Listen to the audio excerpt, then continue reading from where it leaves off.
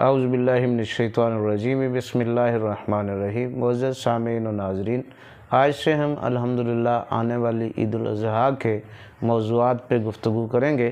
انشاءاللہ ہم اس چیز کو سیکھیں گے کہ قربانی کی کیا ہماری مذہبی زندگی میں اہمیت ہے اور قربانی کے کیا معاشی اور معاشرتی فوائد ہیں۔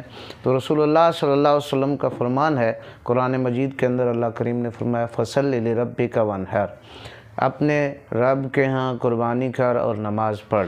رسول اللہ صلی اللہ علیہ وسلم نے فرمایا، حضرت زید بن ارقم رضی اللہ تعالیٰ عنہ سے روایت ہے، رسول اللہ صلی اللہ علیہ وسلم فرماتے ہیں کہ آپ نے فرمایا کہ اے میرے صحابہ، قربانیاں کیا کرو۔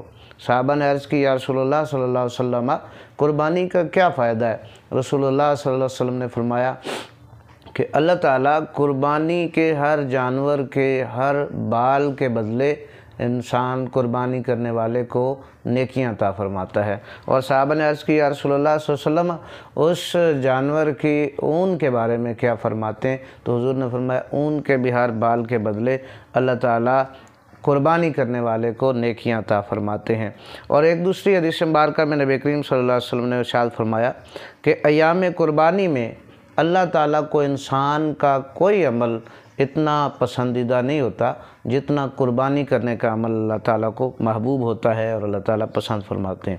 اور قیامت کے روز قربانی کا جانور جو ہے یہ اللہ تعالیٰ کی بارگاہ میں اپنے سینگوں، بالوں اور کھروں سمیت حاضر ہوگا اور قربانی کرنے والے کے لیے شفاعت کا باعث بنے گا۔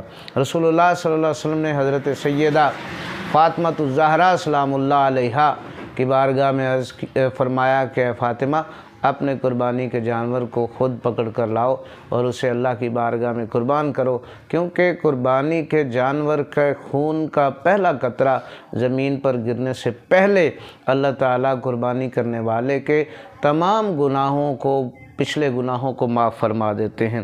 تو رسول کریم رؤوف الرحیم صلی اللہ علیہ وسلم نے ارشاد فرمایا کہ وہ شخص جو وسعت رکھتا ہے، ہمت رکھتا ہے، استطاعت رکھتا ہے اور وہ قربانی نہیں کرتا تو وہ ہماری عیدگاہ میں نہ آئے، اس کا ہماری عیدگاہ سے کوئی تعلق نہیں ہے۔ اسی طرح حضور نبی کریم صلی اللہ علیہ وسلم مدینہ منورہ جب تشریف لائے تو آقا کریم علیہ السلام مدینہ منورہ کی 10 سالہ زندگی میں کوئی ایسا سال نہیں گزرا جس میں رسول اللہ صلی اللہ علیہ وسلم نے قربانی نہ فرمائی ہو۔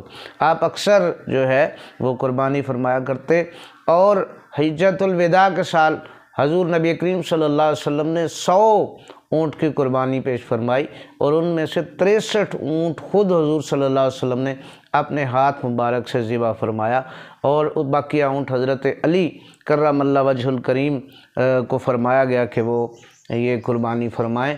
تو احباب ذی وقار، حضور کریم علیہ السلام کی سنت مطہرہ پر عمل کرتے ہوئے صحابہ نے پوچھا، یا رسول اللہ صلی اللہ علیہ وسلم، یہ قربانی کیوں ہے؟ فرمایا کہ یہ تمہارے باپ ابراہیم علیہ السلام کی یاد ہے، ان کی سنت ہے، اور جو اپنے آباء و اجداد کی سنت کو زندہ رکھتا ہے اللہ تعالیٰ کی بارگاہ میں وہ مقبول کہلاتا ہے۔ تو دعا ہے اللہ رب العزت ہمیں قربانی کی اہمیت و فضیلت کو سمجھنے کی توفیق عطا فرمائیں، اور آقا کریم علیہ السلام کے فرامین کی روشنی میں سنت ابراہیم خلیل اللہ علیہ السلام کو ادا کرنے کی توفیق عطا فرمائیں۔ شکریہ۔